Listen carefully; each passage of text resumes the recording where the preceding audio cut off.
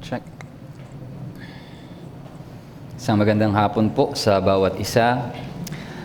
And this afternoon, tayo po ay magpapatuloy in our series in the book of Acts. And so please open up with me in Acts chapter 14. At ang mga talata na atin pong babasahin will be verses 8 all the way to 18. Acts 14, 8 to 18. Sa Listra ay may isang lalaking nakaupo na walang lakas ang mga paa at kailan may hindi makalakad sapagkat pilay na siya mula ng ipanganak. Nakinig siya sa pagsasalita ni Pablo. Nang titigan siya ni Pablo at makitang mayroon siyang pananampalataya upang mapagaling, ay sinabi niya sa malakas na tinig, "Tumindig ka ng matuwid sa iyong mga paa." At ang lalaki ay lumukso at nagpalakad-lakad.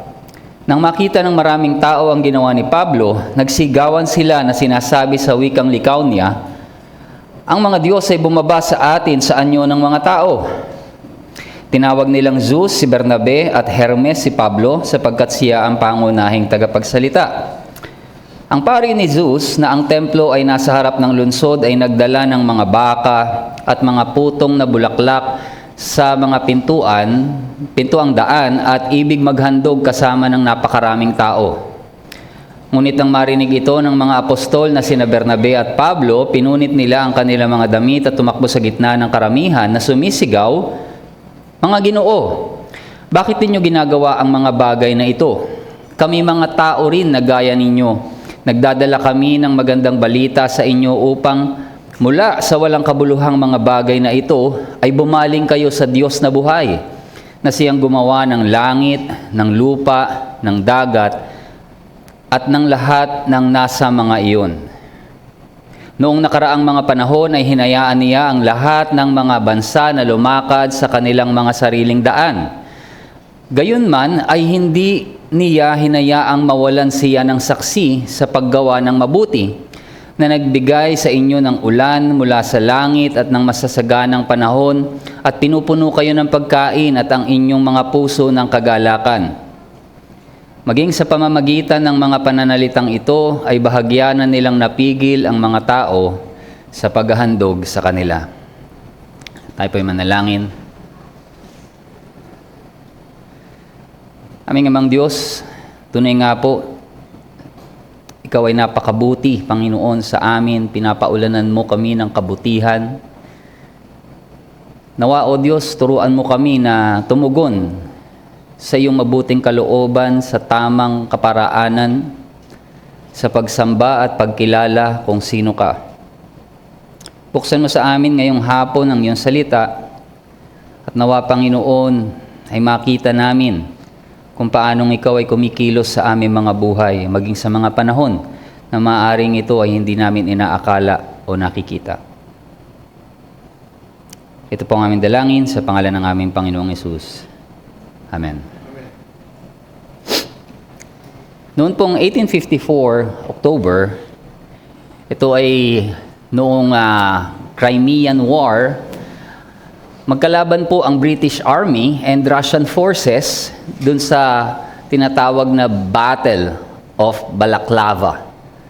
And ang isang British commander, nakita niya, dahil nandun siya sa isang mataas na vantage point, nakita niya itong mga Russians na ito ay sinusubukan nilang kunin yung mga weapons, yung mga guns ng British Army na na-capture nila. So from the height, nakikita niya, kinukuha ito ng Russian forces. So from his vantage point, malinaw sa kanya kung anong nangyayari. So nagbigay siya ng utos sa kanyang assistant, si Captain Nolan. And yung kanyang instruction is the cavalry to advance to prevent the enemy from taking away the guns.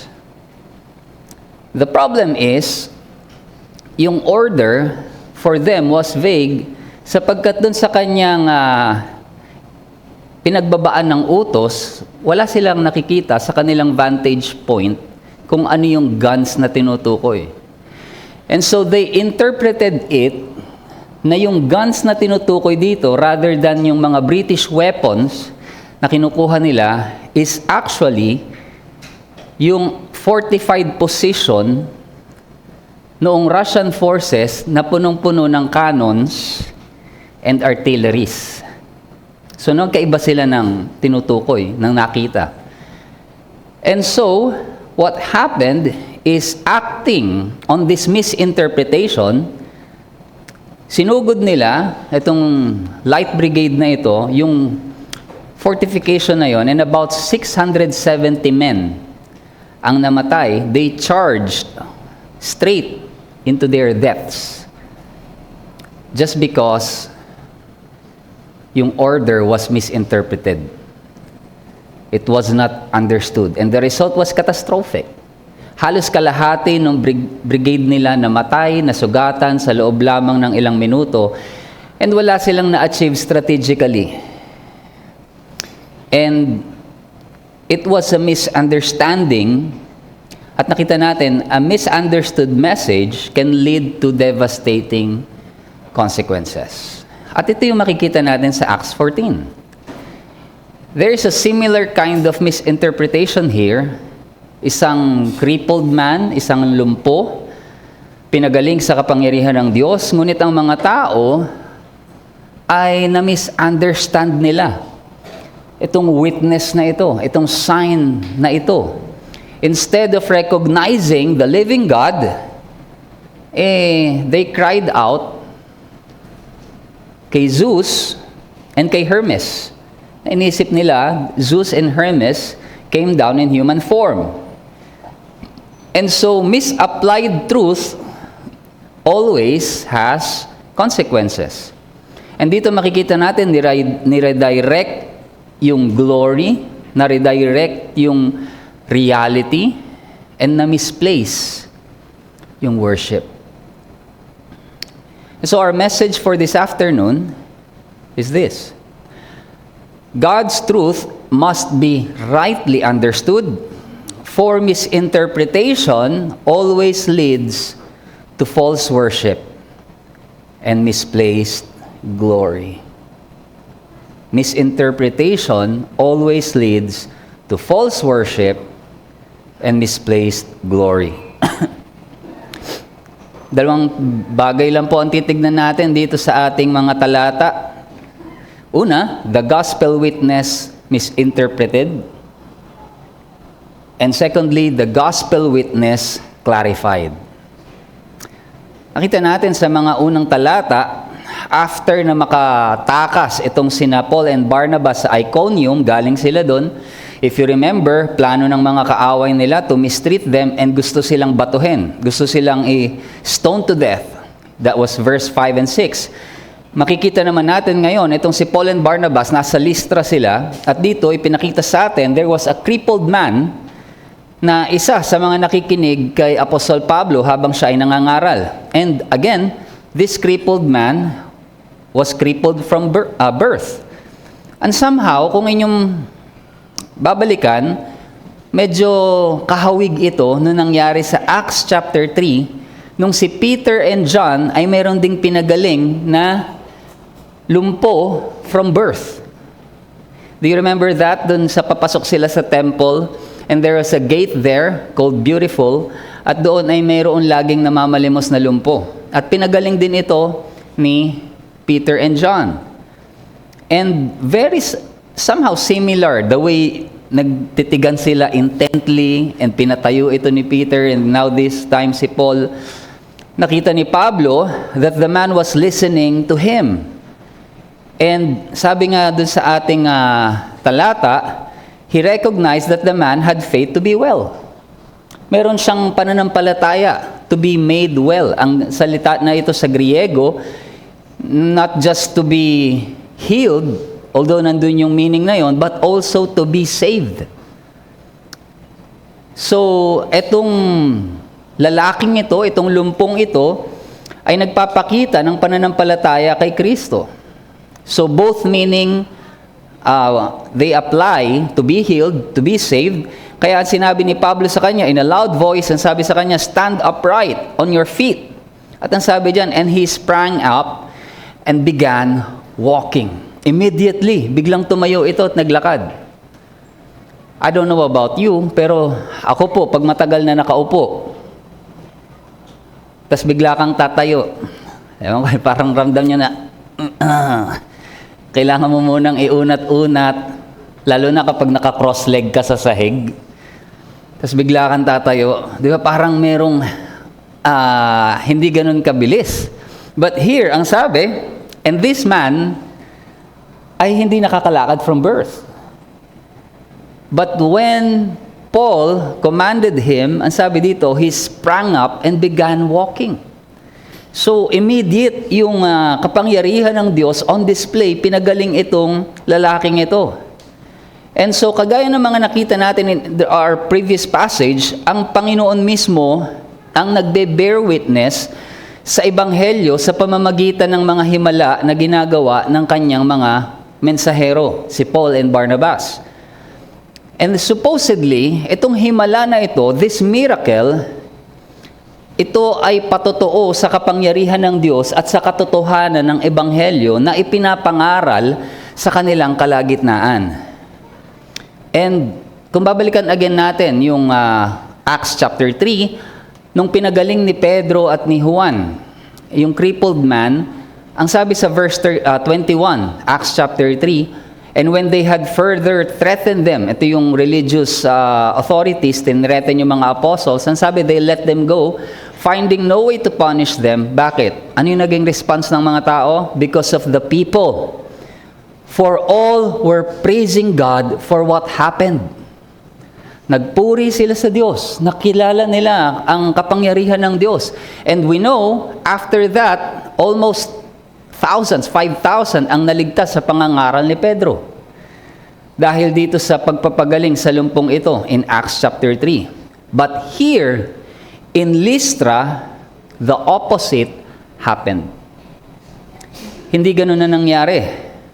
Sa gulat nila, in their surprise and amazement, bigla silang nagsalita in their native language. Alam niyo yung di ba pag nagulat ka, bigla ka nagre-revert sa sarili mo language or where you are, kumbaga parang very much familiar. So parang dito, ganun yung nangyari. Nagsalita sila in Lycaonian at ang sabi nila, the gods have come down to us in the likeness of men. Ang mga taong ito, nanggagaling po sila sa isang pagano na worldview. And so, ininterpret nila itong mga pangyayaring ito in the lens of their idolatry. Dahil sila ay galing dun sa ganong paganong kaisipan, sa ganon nila ito tinignan. At ang sabi dito, siguro dahil si Pablo yung nagsasalita, si Barnabas maybe at the background, so si Barnabas yung tinawag nilang si Zeus. Well, sa Greek god, si Zeus yung parang pinakang chief god. And si Paul, ang tinawag nilang Hermes. Kasi nga, sabi dyan, he was the chief speaker. Alam niyo po, yung salitang Hermes, actually, dito natin kinuha yung term na hermeneutics.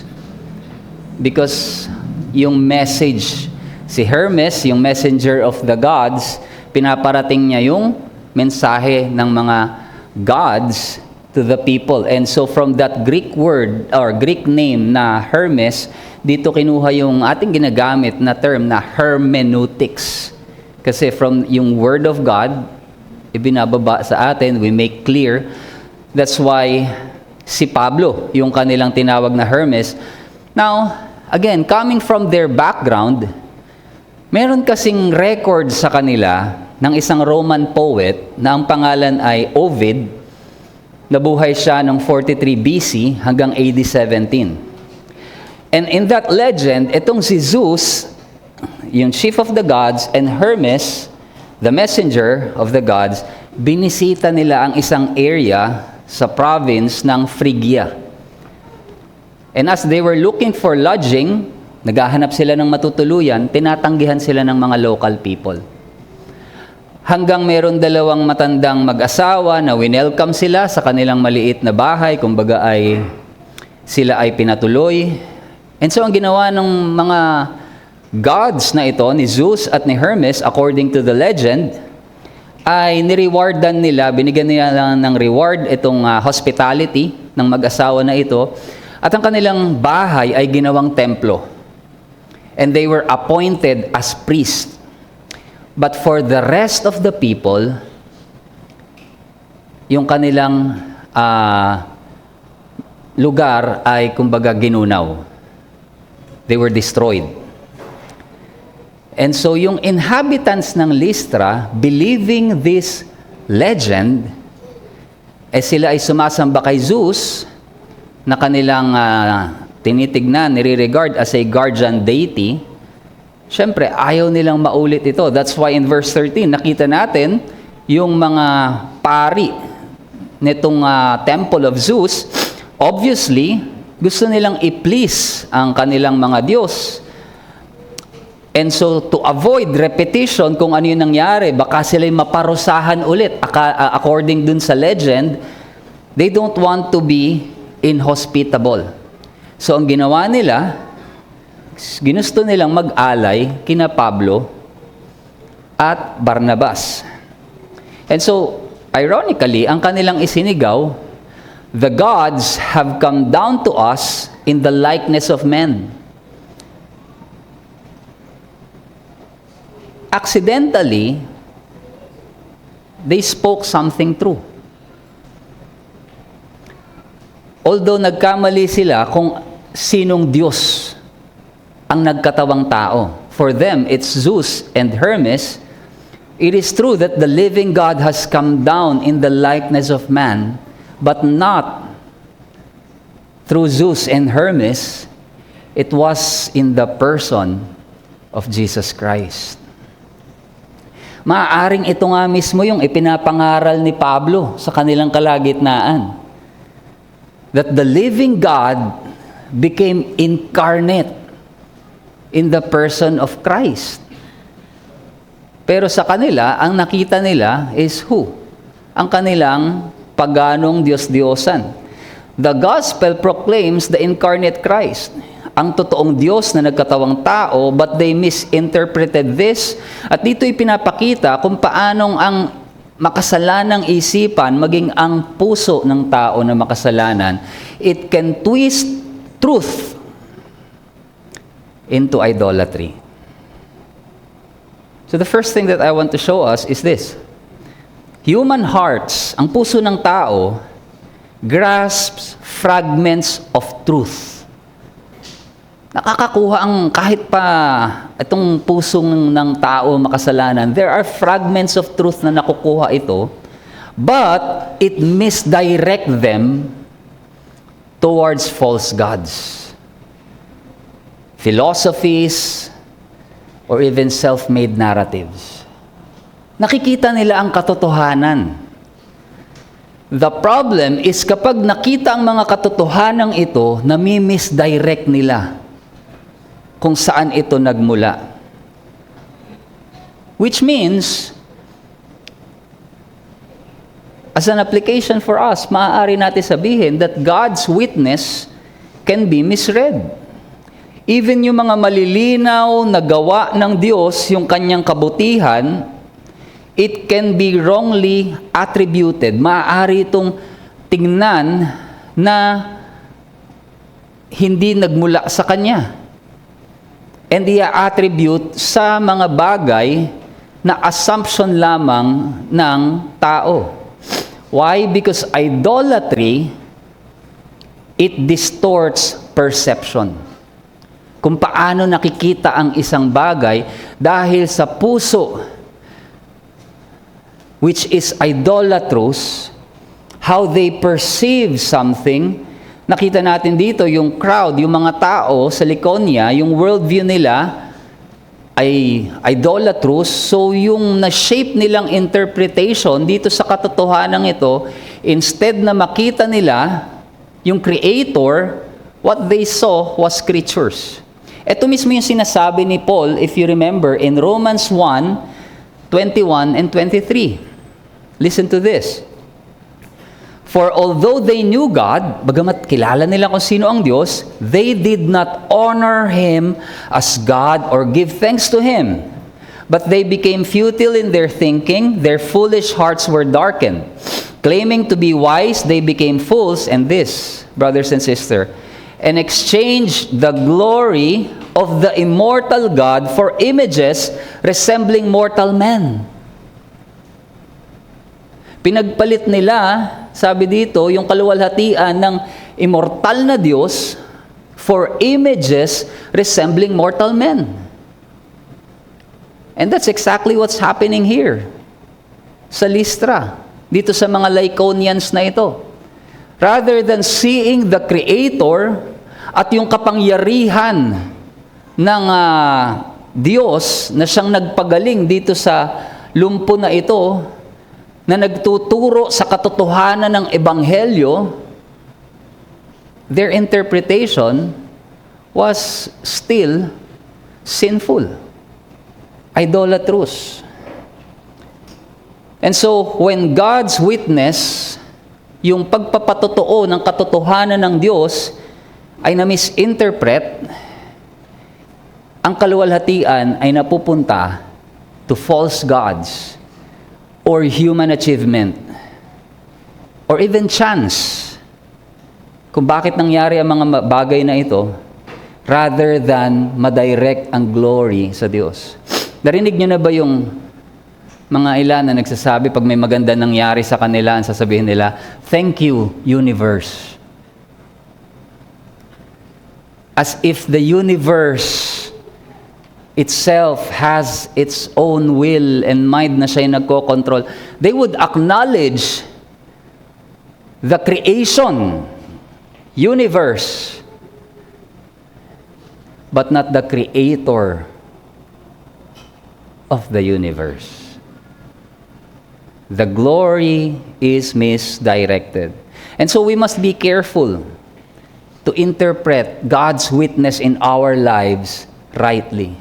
Kailangan natin ma-recognize ang kanyang kamay na kumikilos sa atin, both in the extraordinary and the ordinary gifts na tinatanggap natin.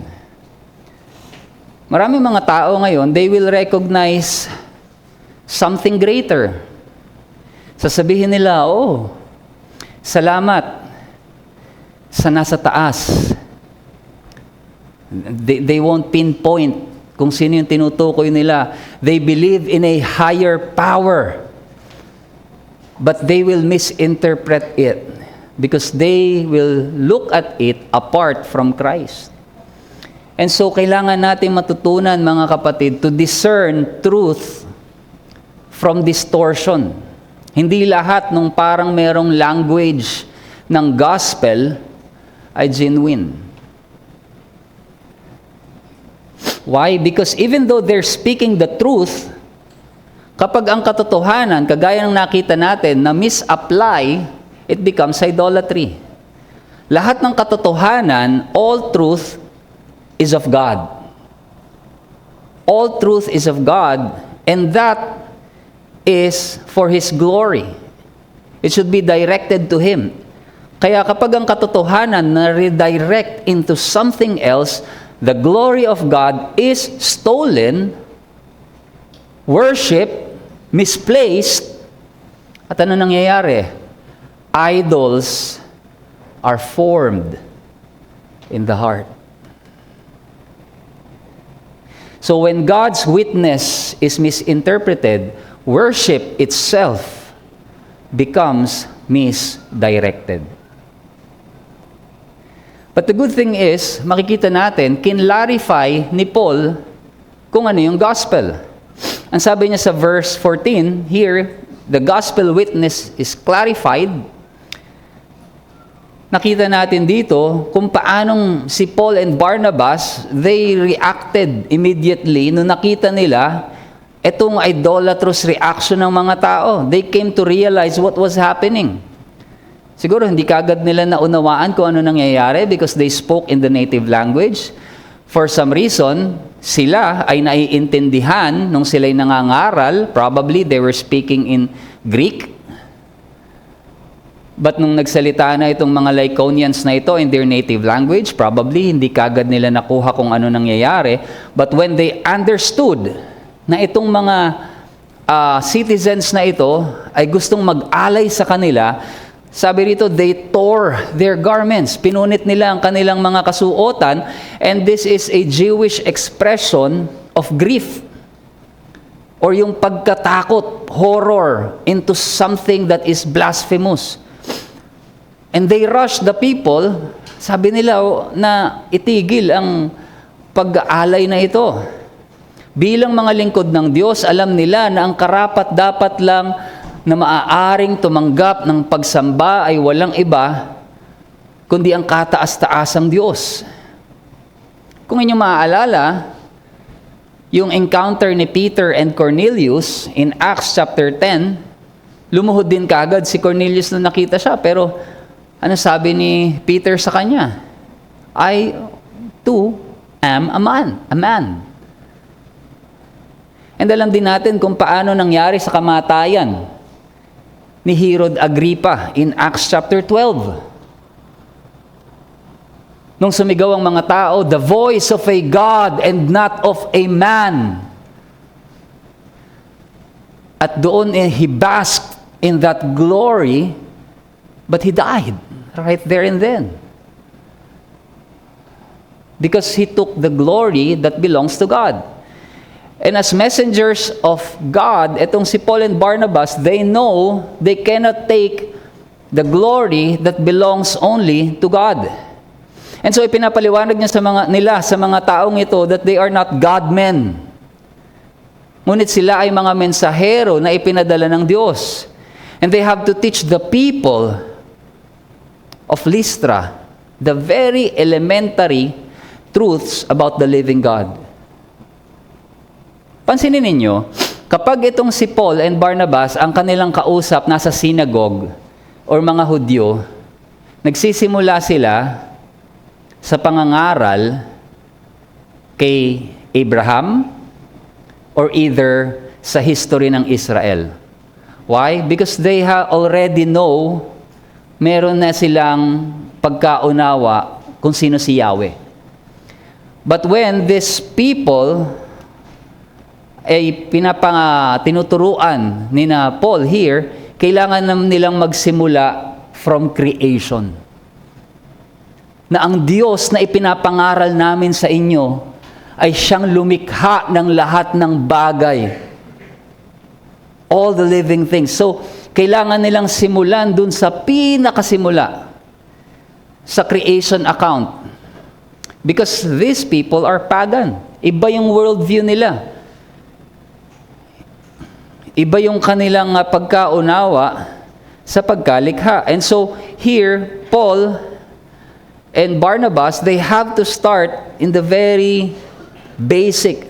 At ang sabi nila sa verse 15, we bring you good news. Dala namin sa inyo ang ebanghelyo, ang mabuting balita. And dito, napakahalaga na maunawaan nila ang mga katotohanan ito that they may obtain that knowledge about God. So, in a sense, ano yung good news na ito? Doon sa talata na atin pong pinag-aaralan, ang sabi dito ni Paul, we bring you good news. But what is the purpose of that good news? Ang sabi po dyan, that you should turn from these vain things to a living God. We bring you good news that you should turn from these vain things to a living God, who made the heaven and the earth and the sea and all that is in them. Direkta nilang kinonfront itong mga taong ito for their pagan idolatry. Sinabi kagad nila that this good news, itong gospel na ito, tinatawagan kayo to turn, talikuran, ang alin? These vain things. Ano yung vain things? Yung mga Diyos-Diyosan nila. Directly sinabi ni Paul na itong mga Diyos-Diyosan nyo, they're vain. Ang ibig sabihin nun, empty, worthless. And kinumpare niya these vain idols versus the living God. Ito yung sinabi ni Paul in 1 Thessalonians 1 verse 9.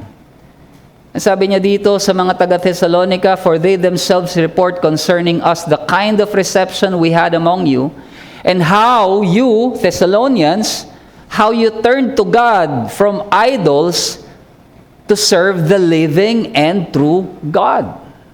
From idols to serve the living and true God. So, directly sinasabi ni Paul dito sa mga taong ito that your idols are vain. Your idols are empty. At dumarating ngayon ang ebanghelyo sa inyong kalagitnaan so that you can turn to the living God and serve Him. Pero pwede kasing i-excuse ng mga tao sa Listra na sabihin nila kay Paul and kay Barnabas na yung pinapangaral naman ninyong Diyos did not reveal Himself to us. Hindi namin kilala yan. From the very beginning, ang nakilala namin sina Zeus, sina Hermes, itong mga Greek pantheons of gods. He did not reveal Himself. So can they be excused? Kaya sabi ni Pablo sa verse 16, "In the past generations, He allowed all nations to walk in their own ways." Now, anong ibig sabihin dito? Na nung mga nakaraang henerasyon daw ay inallow, hinayaan ng Diyos ang mga bansa na lumakad ayon sa kanya-kanya nilang mga kaparaanan.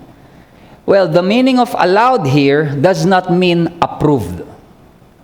Hindi ibig sabihin, approved ng Diyos, kung ano man yung ginawa nilang paglakad noon, ay okay lang sa Diyos. No, it's not.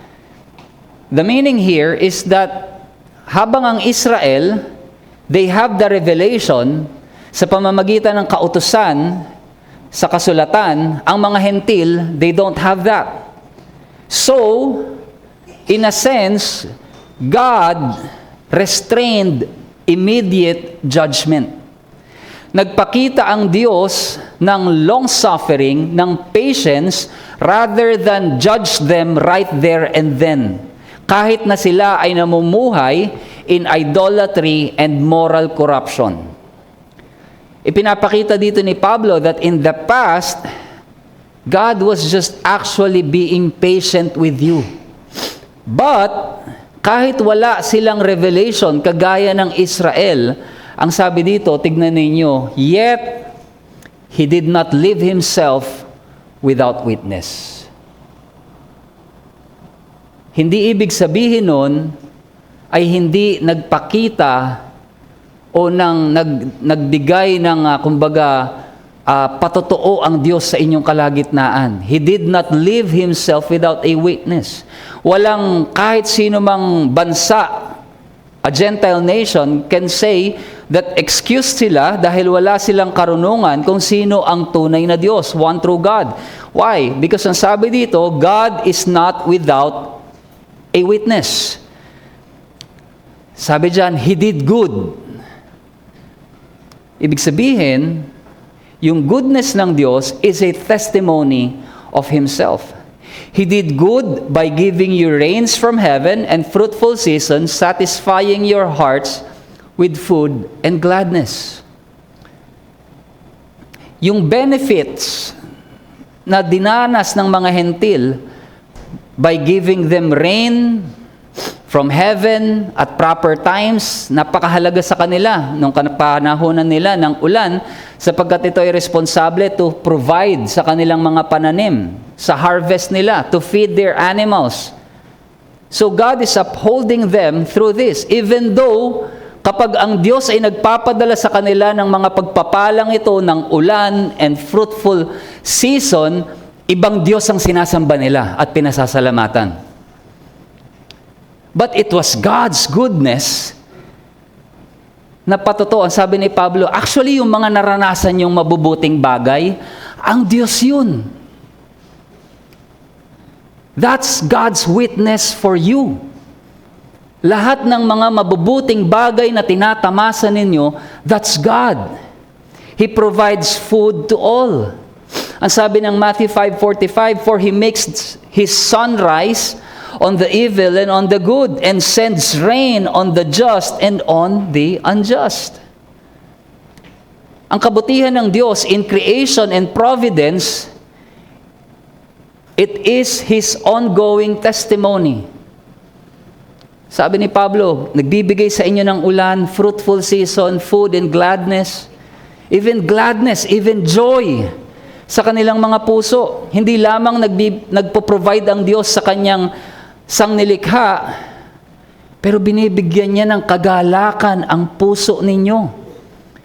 Even na itong makasalanan na ito will neglect or refuse to thank God for all this blessing, nevertheless, God satisfies the sinner's heart with pleasures and delight. So they can enjoy the goodness of God in creation. God's common grace. Madalit salita, God supplies with everything. He supplies man with everything that he needs. And He satisfies their hearts. Magpapasalamat man sila o hindi. And this is the goodness of God. God's goodness to all is His witness. Yung kabutihan niya sa lahat, ito yung kanyang patotoo. And creation and providence, ito yung nagte-testify sa kanyang existence, sa kanyang kapangyarihan, at sa kanyang kabutihan. Which is why, makikita natin dito yung realidad ng tinatawag natin na common grace.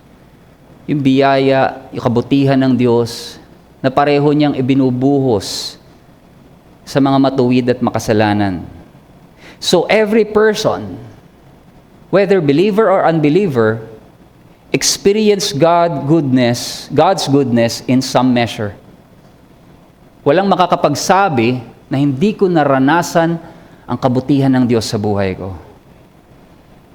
But the problem is the misinterpretation of common grace. Maraming mga maling magiging konklusyon nila na since maganda naman ang aking nararanasan sa buhay, siguro okay ang Diyos sa akin. Maganda yung takbo ng buhay ko. Well, maybe I'm good. God must be fine with me. So, alam ko na kailangan ko lang ang Diyos when something's wrong. Anong nangyayari dito, yung kabutihan ng Diyos is nagiging excuse for complacency. Instead na ito ay magdala sa pagsamba, God's goodness ay nami-misinterpret as permission to ignore Him. Pero malinaw ang sinabi ng salita ng Diyos. Kagaya na nakita natin. The goodness of God is His witness. Sabi pa ng Romans 2, verse 4, do you presume on the riches of His kindness and forbearance and patience? Not knowing, hindi nyo nalalaman, sabi dyan, God's kindness is meant to lead you to repentance. Ang kabutihan ng Diyos, ito ang dapat magtulak sa iyo sa pagsisisi, sa paglapit sa Kanya. Not because you are experiencing the goodness of God, ibig sabihin, iniisip mo na, well, wala akong problema sa Diyos. No, God's goodness, God's kindness, ito ang dapat nagtutulak sa iyo to come to Him. The proper response is gratitude, worship, and repentance. Ang bawat pagpapala na ating tinatanggap, ito ay panawagan to turn away from our idols and acknowledge the living God. And the proper, fitting response is worship. At napakalungkot na example nitong nangyari sa Listra. Bakit? Sapagkat sabi dun sa verse 18, even with these words, they scarcely restrained the people from offering sacrifice to them. Hindi napigilan ni Paul and Barnabas. And so, as an application for us, brothers and sisters, naway ay ma-recognize natin yung patotoo ng Diyos sa ating mga buhay sa pang-araw-araw. Even the ordinary blessings na ating nararanasan. Sa mga nakakain natin, in our meals, God's provision, in every season, even the gladness, the joy, the pleasures na nararanasan natin, it is God's gift. Our health, ito ay mga patotoo ng Diyos sa Kanyang sarili. This is not random chances. And so we must cultivate that gratitude na makita natin na sa lahat ng mga ito, ang kamay ng Diyos ang naroroon. And so let us train our hearts to worship daily. At bantayan natin ang puso natin against idolatry.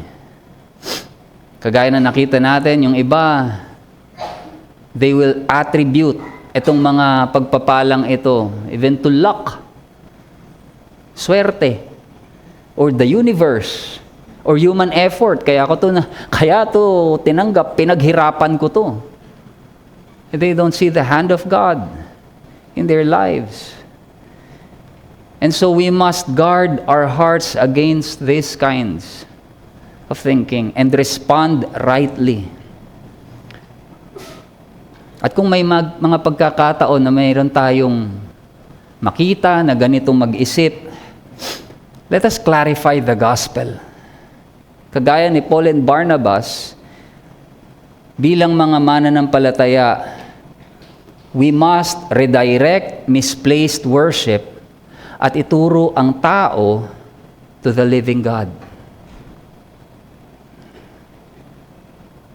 That we show them na actually yung mga bagay na nangyayari sa buhay mo, ang tawag dyan, providensya.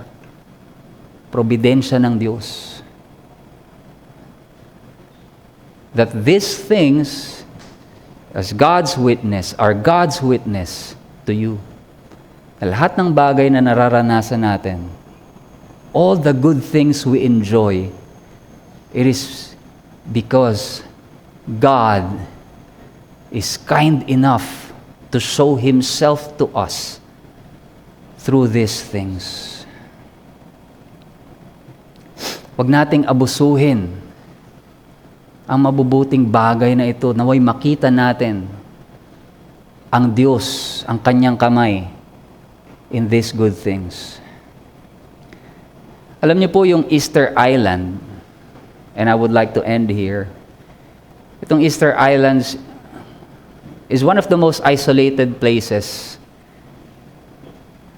And yung mga Polynesians, nung first time silang nagsettle dito, around 1200s AD, sobrang yaman nung mga islang ito, punong-puno ng mga kagubatan, mayaman yung lupa, may mga ibon, isda, steady yung season ng pag-ulan. And so the environment, madaling salita, provided everything that the people need to flourish. Pero over time, sabi nila, gusto nilang pagpasalamat sa kanilang mga nararanasan doon na mga yung pagiging nagfo-flourish sila doon sa islands na yon. And so the inhabitants, ang ginawa nila, gumawa tayo ng mga yung tinatawag na Moai statues, yung mga malalaking muka na if you have seen that. Massive stone figures na i-honor yung mga ancestors and spiritual powers na nagpapaprosper sa kanila daw doon. And so itong mga statues na ito, ginawa nila, and it requires enormous resources. Pinutol nila yung mga puno to erect them. And as the island prospered, habang sila nagpa-prosper, kailangan damihan din nila yung statue as a thanksgiving. But here's the tragedy. Pagkaya na napag-aralan natin, they mistook abundance for permission. Inassume nila that the island will always provide. So pinuputol nila yung gubat ng mas mabilis kaysa doon sa pagtubo ng mga puno. Madalit salita, later on, yung mga lupa nag-erode, yung mga ibon nawala. Hindi na rin sila makagawa ng mga bangka dahil nagkukulang na rin ang mga puno. Hindi na enough. So, yung fishing nag-decline. Madalit salita, nagkaroon ng shortage sa pagkain. Eventually, yung society nag-collapse into famine, violence, and cannibalism. Yung statues that was supposed to bring blessing, ito yung naging witness ng kanilang pagkasira. Walang kalaban na nag-invade sa kanila. Walang disaster na dumating. They collapsed because they misinterpreted the provision as approval. Abundance na iniisip nila pangmatagalan na ito. And they wrongly attributed the blessings to the wrong thing. So ano nangyari? By the time na dumating yung mga explorers noong 1722 sa lugar na ito, ang natagpuan na lang nila is a devastated society na napapalibutan ng mga monumento of misplaced worship. So sana makita natin dito, mga kapatid, that God's goodness is never a permission to ignore Him. Pero ito ay patutuo niya sa kanyang sarili na tumatawag sa atin sa pagsisisi, pagpapasalamat at pagsamba. And kapag yung witness na ito na mami-misinterpret ang kaluwalhatian, it will be misplaced, truth will be distorted, and there will be idols taking place. And therefore, kagaya ng ating narinig na mensahe, let us turn from these vain things to the living God and understand na yung kanyang witness in creation and providence sa ating buhay, ito ay patutuo niya sa kanyang sarili, and we must give to Him alone ang kaluwalhatian na karapat-dapat sa kanyang pangalan. May the Lord bless His word. Tayo po'y manalangin.